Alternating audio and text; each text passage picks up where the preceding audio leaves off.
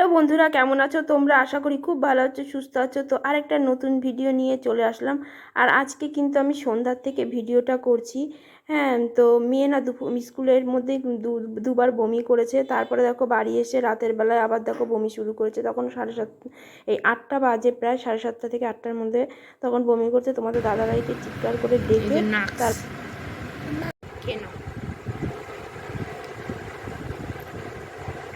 যদি আবারও বমি হয় আর বমি হবে না। তো তোমাদের দাদাভাই গেছে ওষুধ আনতে, আর আমার চালও ঘরে বাড়ন্ত হয়ে গেছিলো।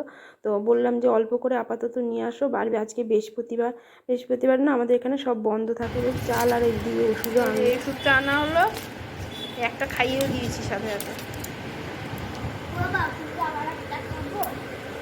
তো বৃহস্পতিবার বলে না আমাদের এখানে না কোনো কিছুই আর কি ওষুধপত্র কোনো দোকানই আর কি খোলা থাকে না। তো তোমাদের দাদাভাই খুব টেনশনে পড়ে গেছিলো যে ওষুধ টষুধ কোথা থেকে আনবে। এমনকি মুদিখানার দোকানও সেরকমভাবে খোলা থাকে না। ঠিক আছে, চলে গেলাম রাতের বেলায় আলু সেদ্ধ ভাত করতে। কেন মেয়েটাকে একটুখানি না খাওয়াতে হবে, যে করে হোক জোর করে হলেও একটু খাওয়াতে হবে। কী বলো তো, সারাক্ষণ তো মানে বমি করেছে, স্কুলে বলে দুবার বমি করেছে, বলেও নি। আর ওদের স্কুল থেকে না প্রিন্সিপালও পর্যন্ত ফোন করে আমাকে জানায়নি যে মেয়ে বমি করেছে।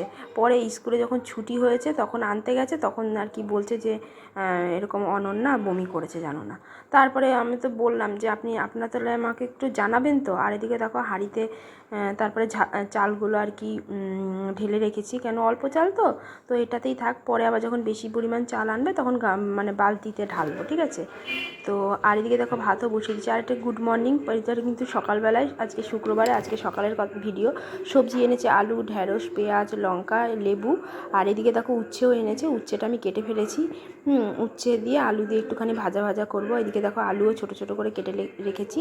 আর এদিকে দেখো মাছের ঝোলের আলু কেটেছি। কিন্তু জানো আজকে সকালে না মেয়েকে ডাল আলু সেদ্ধ দিয়ে খাইয়ে স্কুলে পাঠিয়েছি, কিন্তু আজকে স্কুলে পাঠাতাম না, কিন্তু যে করে ওর অঙ্ক পরীক্ষা তাই। আর এদিকে দেখো মাছ ভাজা হচ্ছে, অল্প অল্প করে দিয়ে আর কি ভাজছি, জানো, একদিকে কাটছি আর একদিকে ভাজছি, এরকমই করছি।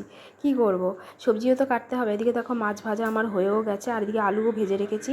আর এদিকে দেখো আজকে না আটা মাখতে পারিনি, দেরি হয়ে গেছে। তো ভাবলাম যে চিড়ে দিয়ে ওই আলু দিয়ে ওই রকমই একটুখানি রেসিপি করে দিই, তার একটুখানি পেটটাও ভরবে। বলছিল যে চিনি দিয়ে খাবে। আর এমনি তোমাদের দাদাভাইয়ের সুগারটা না খুব বাড়াবাড়ি হয়েছে। সুগারের ওষুধ তো খাই, তাও জানো না বাড়াবাড়ি হয়েছে। কদিন ধরে ওই যে জল চিনি চিড়ে খেয়েছে 2-3 দিন, তার জন্য। তো চলো, তারপরে দেখো উচ্ছে আলু আর কি ভাজা আর কি করে ফেলেছি আগেই, সেটাও একটু তোমাদের সাথে শেয়ার করে নিই।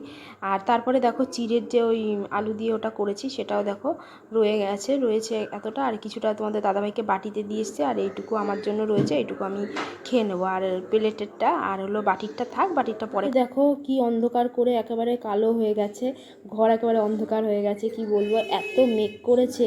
আর এতো কি জোরে বৃষ্টি নেমেছে জানো না সকালবেলায় রান্না করতে করতে। তাই তোমাদের দাদাভাইকে বলছি যে এত জোরে বৃষ্টি নেমেছে, কি করে মেয়েকে আনবা, একটু টেনশন হয়ে যাচ্ছিলো আমার। একে তো মেয়েটার তো শরীর খারাপ, তোমরা তো জানোই। তো বললাম তো খুব এতটা শরীর খারাপ, তাই নিয়ে আবার আনছি, এত ভিজে ভিজে আবার না জ্বর চলে আসে। জ্বরটা আর আসেনি, এমনি। কি রান্না করলাম তো, আলু দিয়ে আর কি আদা কাঁচা লঙ্কা বেটে মাছের ঝোল করেছি, ঠিক আছে, কাতলা মাছ। হ্যাঁ, ছোটো মাছগুলো এরকম করলাম। আর হলো আলু উচ্ছে ভাজা, আর একবার একটু দেখিয়ে দিই, তখন তো দেখালাম, আবার একটু দেখিয়ে দিই। আর এদিকে ভাত করেছি দেখো। আর এদিকে সেই তখন চিড়ের যে ইয়েটা করেছিলাম ওটা রয়েছে।